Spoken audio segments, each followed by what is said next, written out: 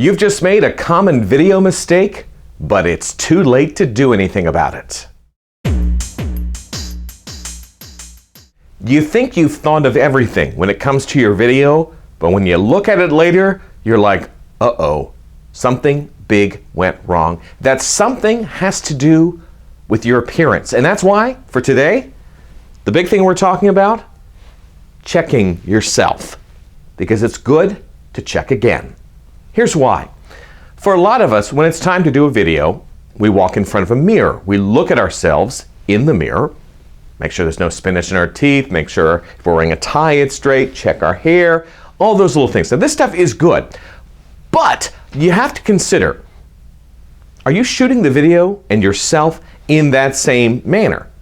If it's not the same position as you are when you're in front of the mirror, some new things could be seen by your audience and some things that you may not want them to see. For instance, recently I was watching a video.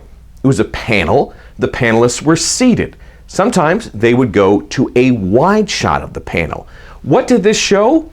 Well, since some of the people had their shoes up in the air because they crossed their legs, I could see the bottoms of their shoes. There was one panelist, very articulate guy, had a lot of good information, but it looked like he had used his shoes as brakes for his car on the way to the presentation. They looked really bad. Kinda said some things about him. Another panelist perhaps did not realize that they would be shot from below this level, so you kind of see the way the outfit looked based on the body type wasn't very good. Now these shots weren't up all the time, but when they were, it lessened the presenter's effectiveness. Made you kind of pay attention to the thing that was wrong rather than what they were saying.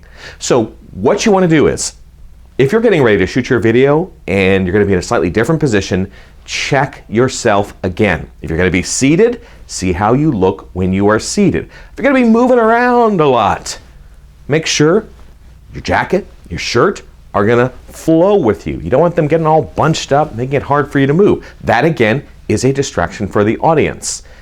Another thing as well, sometimes when you clip on your microphone, here I have it right here, if you put on a tie, sometimes that makes your tie get a little askew. So you want to check all these things. Maybe you bring a little mirror with you, just so you can give yourself that once over, one last time before you hit the record button, or if you're being interviewed, before that process begins. Now, often in a studio setting, someone would notice it, might mention it, but at the same time, everyone there is very busy and their job is not to make you look perfect. They got a lot of other stuff going on. So make sure you take responsibility that you look your very best. Find out more about me. More tips like these, go to helpwithvideo.com. That's my video website. You can also go to my speaking website, learn more about my presentations. That's my name, kenokel.com. And finally, want to hear more of me? Maybe through iTunes? Get my podcast. It's the 2-minute takeaway. All right. You've worked a lot to look good. Make sure it translates on video. I'm Ken Okel. Take care.